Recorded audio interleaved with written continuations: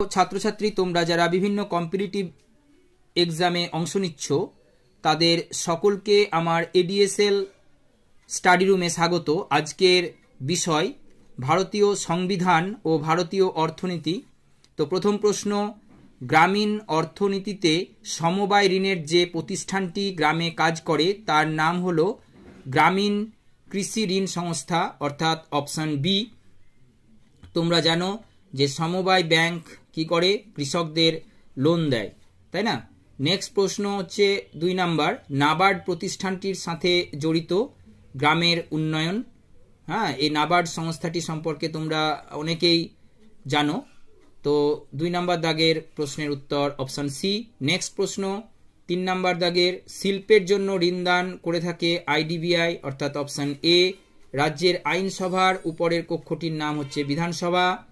তোমরা হয়তো ভাববে যে রাজ্যসভা কেন হলো না, কারণ রাজ্যসভা হচ্ছে তোমার ভারতের উচ্চকক্ষ এবং নিম্নকক্ষ হচ্ছে তোমার লোকসভা, তাই না? নেক্সট প্রশ্ন 5 নাম্বার দাগের, মার্জিনাল ওয়ার্কার্স কাদের বলা হয়? যারা বছরে 189 দিনের কর্ম পায় বা কাজ পায়, অর্থাৎ অপশন এ। 6 নাম্বার দাগের প্রশ্ন, রাজ্যসভার সাংবিধানিক প্রধান হলেন ভারতের উপরাষ্ট্রপতি, অর্থাৎ অপশন ডি। এই প্রসঙ্গে তোমাদের জেনে রাখা দরকার, ভারতের বর্তমান উপরাষ্ট্রপতির নাম হচ্ছে জগদীপ ধনকর। ভারতের রেল বাজেট হলো অপশন এ, কেন্দ্রীয় সাধারণ বাজেটের একটি অংশ। নেক্সট প্রশ্ন, কলকাতা শহরের স্থানীয় স্বায়ত্তশাসন প্রতিষ্ঠানটির নাম হচ্ছে কেএমসি, অর্থাৎ কলকাতা নগর নিগম, অপশন এ। নেক্সট প্রশ্ন, লোকসভায় বিরোধী নেতা নিম্নলিখিতগুলির মধ্যে কার সমান পদমর্যাদা ভোগ করেন? এই প্রশ্নের উত্তর হচ্ছে অপশন বি, রাজ্যপাল। নেক্সট প্রশ্ন, 1969 সালে কটি বেসরকারি বাণিজ্যিক ব্যাংকের অধিগ্রহণ হয়েছিল? এই প্রশ্নের উত্তর অপশন বি, 13টি। নেক্সট প্রশ্ন, গণপরিষদের সভাপতি কে ছিলেন? Doctor B.R.. আম্বেদকর, অর্থাৎ অপশন এ। নেক্সট প্রশ্ন, ভারতবর্ষে টাকা কড়ি সংক্রান্ত নীতি নির্ধারণ করেন কে?